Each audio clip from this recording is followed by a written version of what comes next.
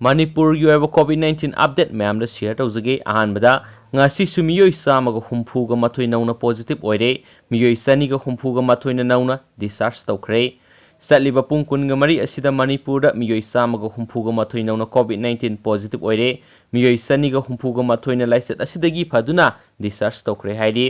Health Department ki Additional Director su oiriba department asigi wanganglo Dr. Khoiram Sasikumar mangang na thadorokpa serol amana hai ngasi nauna positive oikiba miyoi samaga humfuga mathoi asigi manungda kuntra amadi Central Armed Police Force tagine apunma positive asigi manungda miyoi samaga kunga mari amadi travel history letaba miyoi ngaktani haidi nauna positive oiraklabasing asi tharaga state asida COVID-19 ga apunba confirm case lishing mapan ga chonga kuntra ka tere sukhre Hauzik Pawbada Laisat Asidagi Pakiba Migi Masing, Lishing Tereka Chahunga, Humfugumapan Sukre, Hauzik active case that Lishing and Gisam Gatar Lady.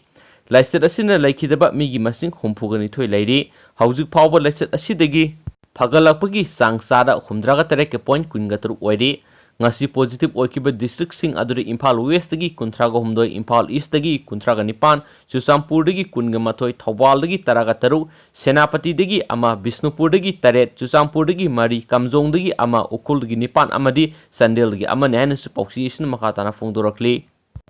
Atopa Maruoiba Pau khara namuk permit yaudana Luhonglamba Board Police na fare permit yaudana COVID-19 gi laina laisat lairingaida Luhonglamba gi damak Madhya Pradesh ki Indore da bor yauna miyoi ani police na fagatkhre hairi pawsina hai luhonggadoriba bor na sagol tongduna Satripura mapa yokshilakpada police ki kangbu amana mahakapunna lakminaba ben party ki lusingniba miyoi amadi ben party adugi mapusu mafam adumaktadagi fagatpane makoina luhongbagi thoram adugi damak local authority singdagi ayaba amata loramde hairi Thagdo asigi matangda Indore Police Station ki State in charge Pawan Singhal hai pandemic laisat ki sana kanglon thugairamagi damak makoibu phagatpani hairi hauzik phawbada laibak sigi oina Indore district asi COVID ki sauna saithing phangli ngasi phawba Indore gi oina active case lising kunga chahumga marfu go humdoi amadi miyoi chonga mapana laikhitre hena su pausi isna makhatana fungdorakli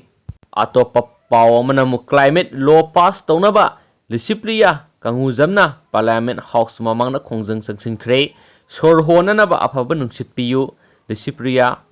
Sahi Nipal Tangairiba Mitai Sanu Lisipriya Kanguzamna India da climate law ama athubada pass tau amasum sorhonanaba Afaba Nungsit Piyu haiduna ngasi New Delhi da leiba Parliament House da session chatharingaida thomjinduna Kongjang Phajinkhre adubu police na yamna kana thingnaba hotnarabasu mahakna parliament mamangda leptuna mahaki dabi ahum piyu haiduna aduma Kongjang Phajinkhre mahakna parliament house da Kongjang Phajinkhre ba asi ngasigi asina ahanba nate sanglaba sahi ani helaba phawbada akoibagi phibam kannanaba mahaki waphambu lumna lawide haiduna mahakna lusingbasingi nakong yaunaba Kongjang adu Phajinkhre bane mahakna su Spain gi konong Madrid ta pangthokhiba United Nations Climate Conference 2019 COP25 ta malem gi lusingba kaya su wafam singasi thamba laikrabane mahakna media singda haiki madudi aihakna ngasi mafam asida lakliba si India gi PM Narendra Modi amadi MP singda sieda taduna lairiba satnadriba climate change law asi athuba matamda parliament session da pass taunaba haiduna haijagi haina su pausi isna makhatana fongdorokli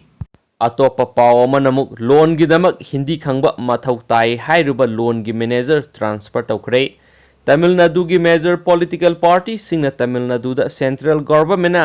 Hindi loan gidamak akan ba influence tawrokli ngai serak asida loan phangnanaba gidamak Hindi khangba mathau tai hairuba Indian Overseas Bank ki manager regional office da transfer tawkhre hairi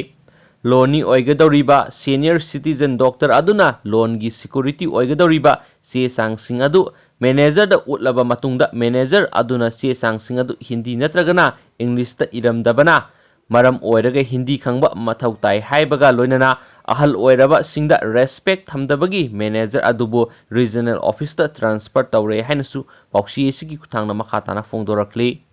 Atopa Pawama Namo October 15 fawa Facebook BP gi mathakta action laukiroi Supreme Court na Delhi Legislative Assembly gi panel amada North East Delhi riot kamari lainana Facebook India gi BP amasung MD Ajit Mohan gi mathakta action amata laukiroi hairakre Delhi Assembly की Peace and Harmony Committee na Facebook India की Vice President amasum Managing Director oiriba Ajit Mohan की mathakta social media की platform oiriba Facebook na hateful oiraba content sing hablakpada action lawde haiduna Facebook ta notice thakiba laikhrabani hainasu pauksiyesina makata na phongdorakli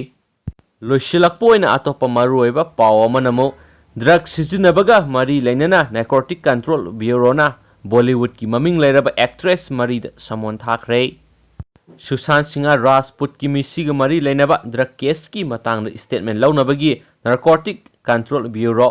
NCB ना बॉलीवुड की ममिंग सलबी actress मरी दीपिका पादुकोण सारा अली खान श्रद्धा कपूर अमदी राकुल प्रीत सिंहादा ngarang समोन तौखरे case असिग मरी लेनना सुशांत की manager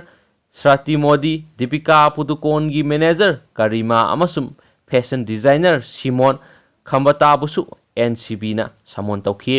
report असिगी मतुंग इना दीपिका पादुकोण राकुल प्रीत Srati Modi Simone खंबताबु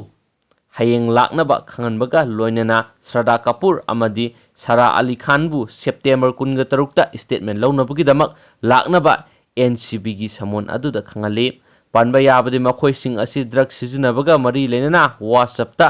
set तौनबगी message किया